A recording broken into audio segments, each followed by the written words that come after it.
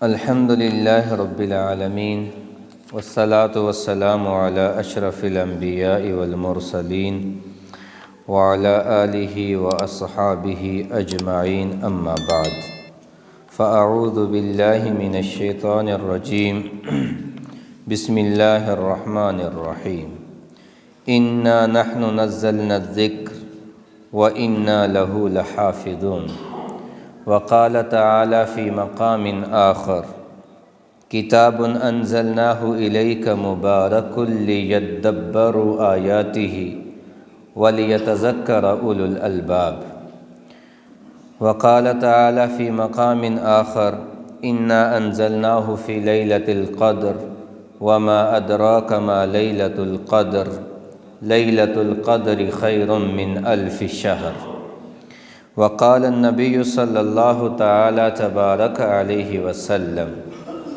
ادبوا اولادکم علی ثلاث خصال حب نبیکم وحب اہل بیتہ وتلاوت القرآن الکریم او کما قال النبی صلی اللہ علیہ وسلم۔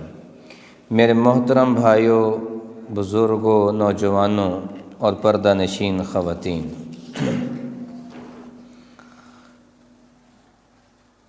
اللہ تعالیٰ نے انسانوں کی ہدایت کے لیے 1,24,000 نبیوں کا سلسلہ شروع کیا۔ سب سے پہلے نبی سیدنا آدم علیہ السلام، پھر یہ سلسلہ چلتا رہا۔ ہر زمانے میں، ہر خطے میں، ہر ملک میں اللہ تعالیٰ نے انسانوں کی ہدایت کے لیے انبیاء بھیجے، پھر ان نبیوں کے ساتھ صحیفے بھیجے، کوئی نصیحت کی باتیں بھیجیں اور کتابیں اتاریں۔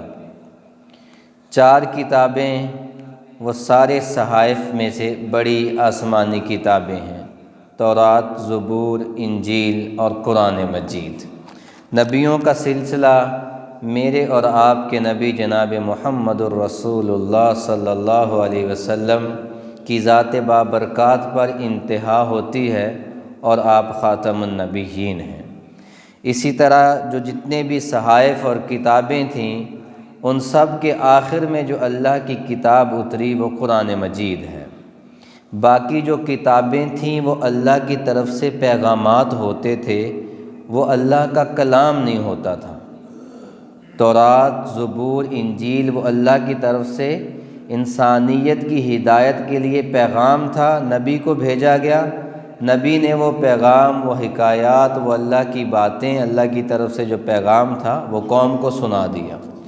قرآن مجید کی ایک یہ خاصیت ہے کہ یہ کتاب اللہ بھی ہے، کلام اللہ بھی ہے، اللہ کی کتاب بھی ہے اور اللہ کا کلام بھی ہے۔ تو جب قرآن آیا تو اس نے آ کر اعلان کیا کہ پہلی نبوتیں بھی ساری ختم، اب ایک نبی کا سکہ چلے گا۔ پہلی کتابیں بھی ساری، ان کے احکامات ختم، کتابوں کی تصدیق کی قرآن نے۔ آمن الرسول بما انزل الیہ من ربہ والمؤمنون کل آمن باللہ وملائکتہ وکتبہ ورسلہ لا نفرق بین احد من رسلہ، تصدیق کی کہ جتنے پہلے نبی تھے وہ سارے برحق ہیں، سارے حق پر تھے۔ جتنی کتابیں ہیں وہ کتابیں حق پر تھیں، ہم نبیوں میں فرق نہیں کرتے۔ تلک الرسل فضلنا بعضهم علی بعض، نبیوں کے درجے ہیں، اللہ نے بعض کو بعض پر فضیلت دی ہے۔ ہمارے نبی کریم صلی اللہ علیہ وسلم آخر میں تشریف لائے، لیکن مقام اللہ نے سب سے اعلیٰ اور افضل دیا۔ ہم یعنی یہ امت محمدیہ آخر میں آئی، لیکن اللہ نے ساری امتوں کا اس کو سردار بنا دیا۔ تو جب یہ اعزاز ملا، جب فریق زیادہ ہوں اور کسی ایک کو اعزاز مل جائے تو انسانی نفسیات یہ ہے کہ باقیوں کے دل میں خلجان پیدا ہونا شروع ہو جاتا ہے، حسد پیدا ہونا شروع ہو جاتا ہے، کینہ شروع ہو جاتا ہے۔ یہی طرز یہیں پہ بنی۔ نبی کریم صلی اللہ علیہ وسلم کی نبوت، آپ کی رسالت کا اعلان، آپ کی نبوت کا اعلان کتاب اللہ یعنی قرآن مجید کے متعلق یہود کی کتابوں میں بھی بشارتیں موجود، عیسائی کتابوں میں بھی، تورات، زبور، انجیل، تینوں کتابوں میں یہ موجود ہے کہ آخری نبی آئیں گے، ایسی دھرتی پہ آئیں گے، ایسا ان کا کلام ہوگا، یہ ان کے اوصاف ہوں گے، ایسے ان کے ماننے والے ہوں گے، وہ فلاں جگہ پر وہ پیدا ہوں گے، فلاں ملک کی طرف وہ ہجرت کریں گے، ساری نشانیاں موجود تھیں۔ لیکن ساتھ جب یہ اعلان کیا گیا کہ ان کے آنے کے بعد باقی ساری نبوتیں ختم، باقی ساری کتابیں ختم، تصدیق ضرور کی کہ وہ کتابیں تھیں، برحق تھیں، لیکن آج کے بعد حکم کس کا چلے گا؟ قرآن کا۔ آج کے بعد نبوت کن کی چلے گی؟ محمد الرسول اللہ صلی اللہ علیہ وسلم کی۔ اب جب یہ اعزاز ملا تو پھر جو باقی اہل کتاب تھے ان کے دل میں حسد پیدا ہو گیا، بغض پیدا ہو گیا، کینہ پیدا ہو گیا۔ یہی وجہ تھی کہ یہود مدینہ ایمان نہیں لے کر آئے۔ تو اللہ کا یہ وعدہ ہے کہ جو بھی وقت کے پیغمبر کے ہاتھ پر ایمان لے کر آئے گا، اللہ اس کو باقی قوموں کی نسبت زیادہ اٹھائیں گے، زیادہ عزت بخشیں گے۔ تو نبی کریم صلی اللہ علیہ وسلم مکہ میں آئے تو اللہ نے مکہ کو عزت دے دی۔ آپ مدینہ میں تشریف لے گئے تو مدینہ کے انصار جو تھے ان کا کیا مقام بنا؟ تو وہ آپس میں لڑتے رہتے تھے مدینہ والے، ان کا بازار کوئی نہیں تھا، ان کے پاس تجارت کے اصول کوئی نہیں تھے، ان کے پاس زندگی گزارنے کے طریقے کوئی نہیں تھے، ان کے لیے فیصلہ کرنے کے لیے کوئی عدالت کوئی نہیں تھی۔ نبی کریم صلی اللہ علیہ وسلم اور وہ جتنے بھی مدینہ کے قبائل تھے وہ اس وقت کے یہودیوں کے مرہون منت تھے، ان سے سود پہ وہ پیسہ لیتے تھے، ان کے مقروض ہی رہتے تھے۔ اور آپ جانتے ہیں کہ جو قرض دار ہوتا ہے، جس نے کسی کا کھایا ہوتا ہے، وہ نگاہیں اٹھا کے بات نہیں کر سکتا۔ میرے نبی جب مدینہ میں تشریف لے گئے تو آپ نے ان کو تشخص دیا، ان کو عزت دی، ان کو وقار دیا، ان کو مقام دیا، ان کو شریعت دی، ان کو کتاب دی، ان کو بازار دیا، ان کو ایک اللہ کے سامنے جھکنے کی تلقین کی۔ اب یہ وہی لوگ ہیں کہ جو ان یہودیوں سے ڈرتے تھے، 3 قبائل تھے، آج ان کے سامنے سینہ ٹھوک کے کھڑے ہوئے ہیں۔ وجہ کیا تھی؟ قرآن تھا اور سیرت رسول اللہ تھی۔ تو یہ ساری چیزیں مل ملا کے اس وقت بھی جو معاندین اسلام تھے، جو حاسدین اسلام و قرآن تھے، وہ اس وقت بھی پروپیگنڈا کرتے تھے۔ وہ اس وقت کوئی کہتا تھا کہ محمد صلی اللہ علیہ وسلم جو کلام کرتے ہیں وہ جادو ہے، آپ جو بات کرتے ہیں وہ شاعرانہ کلام ہے، تو اللہ تعالیٰ اس وقت تو خود جواب دے دیتے تھے۔ قرآن میں موجود ہے کہ اللہ تعالیٰ نے فرمایا کہ میرا نبی جو بات کرتا ہے وہ ساحر نہیں ہے، یہ تو اللہ کا کلام ہے۔ میرے نبی جو آپ کو باتیں سناتے ہیں یہ شاعری نہیں ہے، یہ اللہ کا کلام ہے، اور جبریل امین لے کر آنے والے ہیں۔ وَمَا يَنطِقُ عَنِ الْهَوَىٰ إِنْ هُوَ إِلَّا وَحْيٌ يُوحَىٰ، میرا حبیب جو بولتا ہے وہ اپنی مرضی سے کوئی لفظ بولتا بھی نہیں ہے، آپ کی زبان سے جو بھی لفظ نکلتا ہے وہ وحی الہی ہوتی ہے۔ نبی کی زبان سے کوئی بھی لفظ اللہ کی رضا کے بغیر نکلتا ہے نہیں۔ اس لیے نبی کریم صلی اللہ علیہ وسلم نے صحابہ کو بھی یہ فرمایا تھا کہ میری زبان سے جو بھی نکلتا ہے وہ حق ہوتا ہے۔ صحابہ آپس میں ایک دفعہ کوئی ایسا معاملہ ہوا تو ایک نے کہا کہ کبھی اللہ کے رسول غصے میں ہوتے ہیں، کبھی اللہ کے رسول طنز و مزاح کی بات کرتے ہیں، تو آپ ہر بات کو لکھا نہ کریں کہ آنے والوں کے لیے عمل کرنا مشکل ہو جائے۔ تو نبی کریم صلی اللہ علیہ وسلم نے اعلان فرمایا کہ خبردار سنو، میں مذاق میں بھی، میں طنز و مزاح میں بھی، میں غصے میں بھی اپنی طرف سے کچھ نہیں کہتا، میری زبان پہ وہی آتا ہے جو رب کائنات چاہتا ہے۔ وما محمد الا رسول قد خلت من قبلہ الرسل وما ينطق عن الهوى ان هو الا وحی یوحیٰ علمہ شدید القویٰ۔ یہ ساری تعریف ہے۔ تو یہ ساری تمہید کے بعد جو میں نے پہلے بات کی ہے کہ اس وقت بھی حاسدین موجود تھے، وہ قرآن کے خلاف پروپیگنڈا کرتے تھے، نبی صلی اللہ علیہ وسلم کی ذات بابرکات کے خلاف باتیں کرتے تھے، آپ صلی اللہ علیہ وسلم کی نبوت اور رسالت، ختم نبوت۔ دیکھیں 3 جو تھے نبی جنہوں نے نبوت کا دعویٰ کیا، اسود عنسی تھا، مسیلمہ کذاب تھا، اور ایک خاتون تھی شماح، نبی کریم صلی اللہ علیہ وسلم کی زندگی میں لوگوں نے تیار کیا، ان کو پیسہ لگایا، ان کو لالچ دیا بادشاہت کا، اور انہوں نے کہا کہ ہم بھی نبی ہیں۔ تو نبی صلی اللہ علیہ وسلم تو موجود تھے، ان کی سرکوبی کر دی گئی۔ تو اسی طرح قرآن کے خلاف بھی پروپیگنڈا ہوتا رہا۔ تو آپ بھی جو ساری تمہید باندھی ہے، ابھی یہ کچھ دن پہلے سویڈن میں جو ہوا قرآن مجید کے کو جلایا گیا، اور بھی باقی ممالک میں قرآن مجید کی بے حرمتی کی جاتی ہے، تو اس میں ایک تو یہ ہے کہ ان لوگوں کو حسد ہے۔ حسد تو ہوگا کہ یہ کتاب ہے، یہ پاکستان کے ہارون آباد کے بارڈر پہ چلے جائیں، کسی پرانی مسجد سے پرانا نسخہ اٹھائیں وہ ویسا ہی ملے گا۔ آپ نیو یارک چلے جائیں، کسی ماڈرن مسجد سے ماڈرن نسخہ چھپا ہوا اٹھائیں، نہ زیر کی غلطی ہوگی نہ زبر کی غلطی ہوگی۔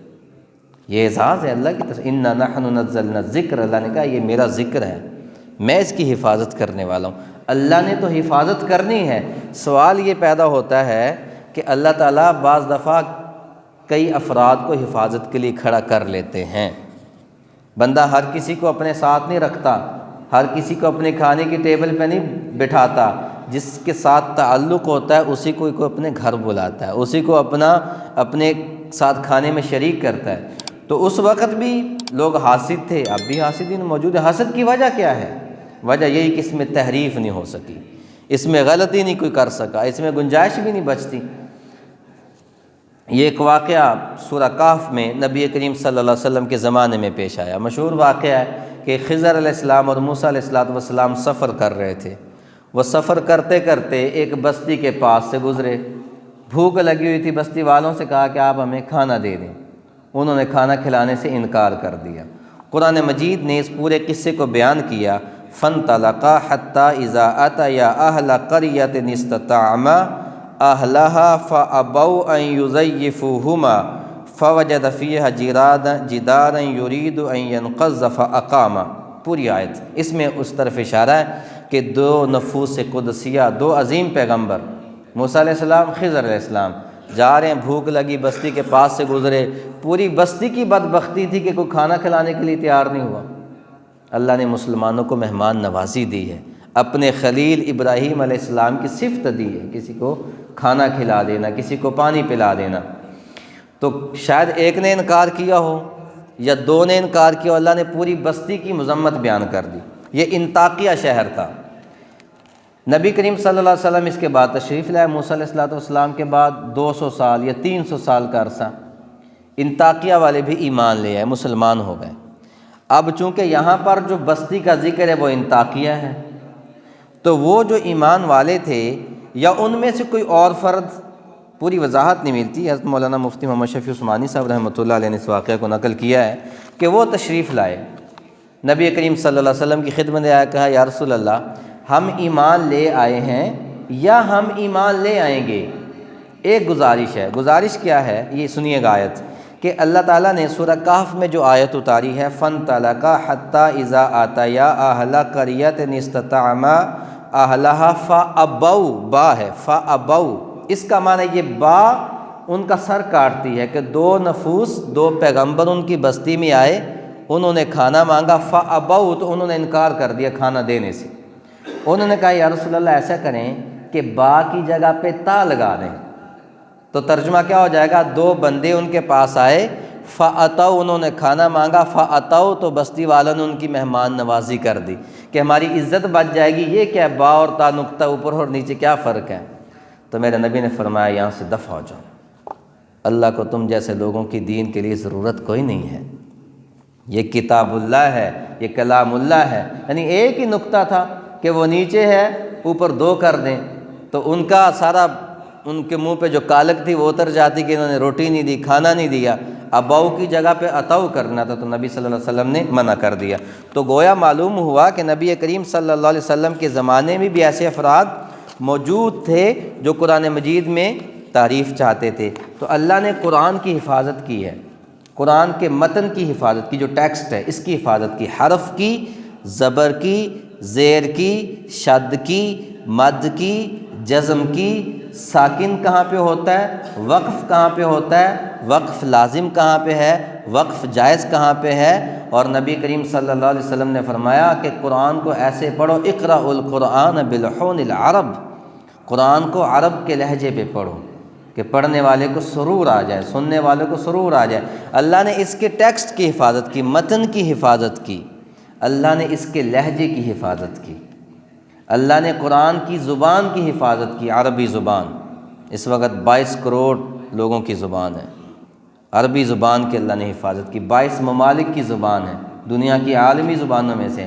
اللہ نے صرف متن کی حفاظت نہیں کی، زبان کی حفاظت نہیں کی، بلکہ معانی اور مفاہیم کی بھی حفاظت کی۔ کوئی بندہ اپنی مرضی کی انٹرپریٹیشن نہیں کر سکتا، تفسیر نہیں کر سکتا، کوئی کرے گا تو پکڑا جائے گا۔ اور اللہ نے صرف ان چیزوں کی حفاظت نہیں کی، بلکہ جس ماحول میں قرآن اترا، جس انداز میں قرآن اترا، اللہ نے اس انداز کو بھی محفوظ کیا ہے۔ حدیث جو ہے نا، حدیث کی مختلف شکلیں، ایک حدیث کو کہتے ہیں حدیث مسلسل، سلسلہ وار حدیث۔ حدیث مسلسل یہ ہوتی ہے کہ راوی اسی ایکشن کو کرتا ہے جیسے نبی کریم صلی اللہ علیہ وسلم نے کیا تھا۔ ابھی بھی وہ حدیث کی چینیں موجود ہیں کہ نبی کریم صلی اللہ علیہ وسلم نے کوئی حدیث بیان کی تو آپ نے ہاتھ کا اشارہ یوں کیا، آپ نے تبسم فرمایا، آپ کے غصے سے آنکھیں سرخ ہوگی۔ تو راوی بھی جب حدیث بیان کرتا ہے کہ میں نے نبی کریم صلی اللہ علیہ وسلم کو اس انداز میں دیکھا کہ آپ حدیث کو یوں بیان کر رہے تھے، جس سے اس نے حدیث سنی وہ بھی اسی ایکشن کو رپیٹ کرتا ہے، جس نے اگلے نے حدیث سنی وہ بھی اس ایکشن کو رپیٹ کرتا ہے۔ تو یہ اللہ کا کتنا نظام ہے۔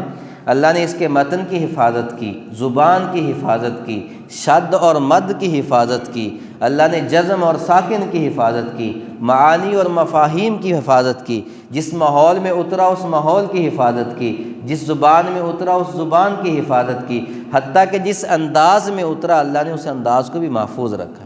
تو کون ہے جو اس کتاب کی مخالفت کر سکتا ہے، اس میں تحریف کر؟ باقی کتابوں کو دیکھیں آپ، باقی کتابیں جو ہیں 1935 میں جرمنی میں ایک کانفرنس ہوئی، اس کانفرنس میں عیسائی پادریوں نے 70 بائبل کے نسخوں کو اکٹھا کیا، 70 بائبل کے نسخے انہوں نے 70 کے 70 آپس میں ملائے تو کوئی بھی نسخہ دوسری کتاب سے نہیں ملتا تھا، سب میں فرق تھا۔ پھر انہوں نے 40,000 قرآن مجید کے نسخوں کو جمع کیا اور اس پہ پھر 40 ٹیمیں بٹھائیں، ہر ٹیم نے ہزار نسخے کو دیکھا، آپس میں ملایا اور انہوں نے رپورٹ کیا دی کہ 40,000 میں زیر زبر اور وہ گول دائرے آیت کا بھی فرق نہیں ہے۔ اِنَّا نَحْنُ نَزَّلْنَا الذِّكْرَ وَإِنَّا لَهُ لَحَافِظُونَ۔ تو یہ کون ہوتے ہیں کر سکیں؟ جو کرے گا وہ خود ہی برباد ہو جائے گا۔ اللہ نے بھی اعلان کیا ہے سورہ صاد، سورہ صف، یریدون، اللہ کو پتہ تھا، یریدون لیطفئوا نور اللہ بافواہہم واللہ متم نورہ ولو کرہ الکافرون، کہ یہ لوگ چاہتے ہیں کہ اللہ کے نور کو اپنی پھونکوں سے بجھا دیں۔ کبھی چراغ بھی پھونکوں سے بجھے کہ اللہ کا چراغ، اللہ کا نور، اس کو پھونکوں سے بجھا دیں، یہ نہیں کر سکتے۔ اللہ اپنے نور کی تکمیل کر کے رہے گا، چاہے یہ بات کافروں کو جتنی بھی ناگوار گزرے، اللہ کو کوئی پرواہ نہیں۔ اللہ نے حفاظت کا وعدہ کر لیا۔ علامہ اقبال نے فرمایا، نور خدا ہے کفر کی حرکت پہ خندہ زن، نور خدا ہے کفر کی حرکت پہ خندہ زن، پھونکوں سے یہ چراغ بجھایا نہ جائے گا۔ سوال ہمارے لیے پیدا ہوتا ہے، سوال ہمارے لیے کھڑا ہوتا ہے کہ کسی کو جرت کیوں ہوتی ہے کہ جب یہ اتنی معتبر کتاب ہے، اس میں فرق کوئی نہیں، اس میں تعریف کوئی نہیں، اس کے نقطے میں فرق کوئی نہیں، اور مسلمان اتنی طاقت میں ہیں، تو پھر کیوں فرق ہوتا ہے کہ وہ اس میں کسی کی جرت کیوں ہوتی ہے کہ وہ اس میں تعریف کر سکے، اس میں تعریف تو دور کی بات اس کی اہانت کر سکے؟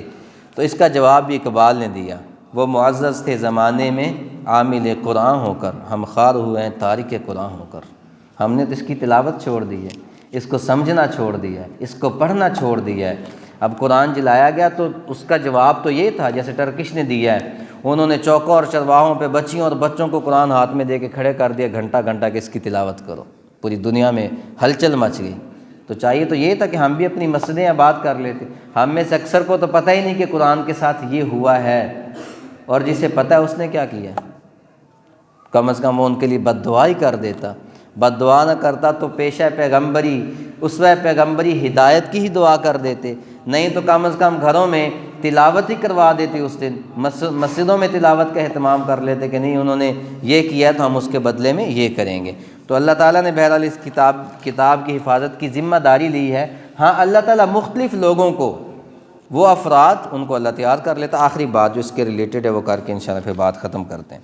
اچھا، حفاظت قرآن پہ ایک اور واقعہ جس کو امام قرطبی نے صحیح سند کے ساتھ نقل کیا ہے کہ مامون الرشید جو تھا عباسی خلیفہ، ان کی اور بھی بڑی عادتیں تھیں۔ خیر ایک عادت یہ بھی تھی کہ یہ مختلف سیمینارز کرواتے رہتے تھے، مختلف اہل علم کو بلاتے تھے، اس میں یہودی بھی آتے تھے، عیسائی علماء بھی آتے تھے، مسلمان بھی ہوتے تھے، ہر ان کو ایک ٹاپک دے دیا جاتا تھا کہ اس پہ آپ نے اپنا آرٹیکل، اپنا ریسرچ پیپر پیش کرنا ہے۔ تو وہ آتے تھے، وہ بات کرتے تھے۔ تو ان کے اس سیمینار میں ایک یہودی عالم آیا جو بہت بڑا تھا، ان کا بہت بڑا پادری تھا، عالم تھا۔ تو مامون الرشید کے سامنے اس نے گفتگو کی، اپنی جو ریسرچ تھی اس کو پیش کیا۔ تو اس کے بعد جب وہ ختم ہوئی تو مامون نے اس کو اپنے کھانے پہ اسپیشل بلایا اور کہا کہ تمہارے اندر اللہ نے بڑی صلاحیت رکھی ہے، تم ایمان لے آؤ، تم مسلمان ہو جاؤ، تم ایمان والے کیوں نہیں بن جاتے؟ تو اس نے کہا جی میں تو اپنے دین پہ خوش ہوں، میں تمہارا دین کیوں قبول کروں؟ وہ واپس چلا گیا۔ اگلے سال پھر کانفرنس ہوئی اور وہی بندہ، وہی یہودی عالم ایک ریسرچ پیپر لے کر آیا جو اسلام پہ تھا اور وہ مسلمان ہو کر آیا تھا۔ مامون نے جب دیکھا تو حیران ہو گیا۔ حفاظت قرآن، وہ کانفرنس ختم ہوئی، سیمینار ختم ہوا تو اس کو پھر بلایا کہ یہ کیا ہوا؟ میں نے تمہیں دعوت دی تھی، اگر تم ایمان لے آتے تو اللہ میرے لیے بخشش کا ذریعہ بنا دیتا، تم اب مسلمان کیوں ہوئے ہو؟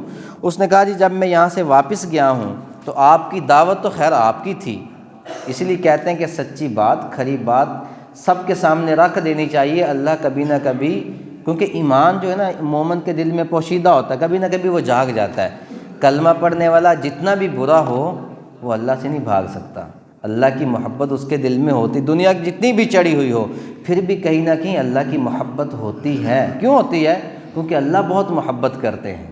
جو بندے سے کوئی بندہ محبت کرنے والا اگر جتنا بھی بھاگے تو ایک دن وہ تھک جاتا ہے، یار یہ میرے پیچھے پڑا ہوا ہے، میں اس سے کیوں بھاگوں؟ ایک دفعہ تو اس کی سن لو یہ کیا کہتا ہے۔ تو وہ کہتے ہیں وہ نقطہ جو آپ نے چھوڑا تھا وہ میرے دل میں تھا، میں وہاں گیا، چونکہ میں ریسرچ کا کام کرتا رہتا ہوں، میں خوش نویس بھی ہوں، میں مختلف چیزیں لکھتا رہتا ہوں، تو میں نے جا کے تورات کے 3 نسخے لکھے، خوش خط لکھے، ان کو اچھی بائنڈنگ کی، ان کو میں عیسائی علماء کے پاس لے گیا، انہوں نے وہ پکڑے، ان کو چوما اور مجھے ہدیہ بھی دی، اور مختلف میں نے چرچوں میں دی، انہوں نے رکھ لیے۔ پھر میں نے 3 نسخے زبور کے تیار کیے، یہودیوں کے پاس گیا، تو وہ کتاب جو تھی وہ یہودیوں کے 3 عبادت گاہوں میں سینگاگ کہتے ہیں، وہاں گیا، ان کو دی، انہوں نے بھی اس کو رکھ لیا اور مجھے ہدیہ بھی دیا، میرا شکر بھی ادا کیا۔ میں 3 نسخے مسلمانوں کے قرآن کے لکھے، وہ میں ایک مسلمانوں کی چھوٹی سی بستی میں گیا، وہاں پر ان کی مسجد میں جا کر پیش کیا، تو امام نے کہا کہ میں حافظ نہیں ہوں اور جب تک میں اس کو دیکھ نہیں لیتا یہ صحیح ہے یا غلط تو میں تم سے نہیں لوں گا۔ انہوں نے ایک بچے کو بلایا، وہ 10 سال کا یا 12 یا 13 سال کا تھا، اس بچے کو کہا اس قرآن کو دیکھو، وہ قرآن کو دیکھتا رہا، اسے پڑھتا رہا، اور اس نے کوئی 2 دن کا ٹائم مانگا۔ 2 دن کے بعد پورے قرآن پہ اس نے نشان لگا، جو میں لکھ کے لے گیا تھا نشان لگائے ہوئے تھے، کیونکہ میں نے اس میں تبدیل کی تھیں آیات۔ جب اس نے میرے سامنے کہا کہ یہ بھی غلط ہے، یہ بھی غلط ہے، یہ بھی غلط ہے، یہ بھی غلط ہے، تو یعنی یہ غلط نہیں، تم نے غلط لکھا ہے، تم نے غلط لکھا ہے، تو میں حیران ہو گیا۔ اس 13 سال کے ایک حافظ قرآن نے مجھے ایمان لانے پر مجبور کر دیا۔ اِنَّا نَحْنُ نَزَّلْنَا الذِّکْرَ وَإِنَّا لَهُ لَحَافِظُونَ، پھونکوں سے یہ چراغ بجھایا نہ جائے گا۔ تو آپ نے عزم یہ لینا ہے کہ قرآن کو لے کر اٹھنا، قرآن کی آواز بنے۔ جب آپ قرآن کی آواز بنیں گے تو اللہ آپ کی آواز بنا دے گا، اللہ آپ کو دنیا میں بھی چمکا دے گا، آخرت میں بھی چمکا دے گا۔ اور جو قرآن کے ساتھ لگا ہے، رسول اللہ کے ساتھ لگا ہے، اللہ نے اس کے حصے میں عزتیں رکھی ہیں، اور جو اس کے اگینسٹ گیا ہے، جو اس سے بھاگا ہے، اللہ نے اس کے حصے میں ذلتیں رکھی ہیں، وہ دنیا اور آخرت میں عبرت کا نشان بنے ہیں۔ اللہ ہم سب کو عمل کی توفیق عطا فرمائے۔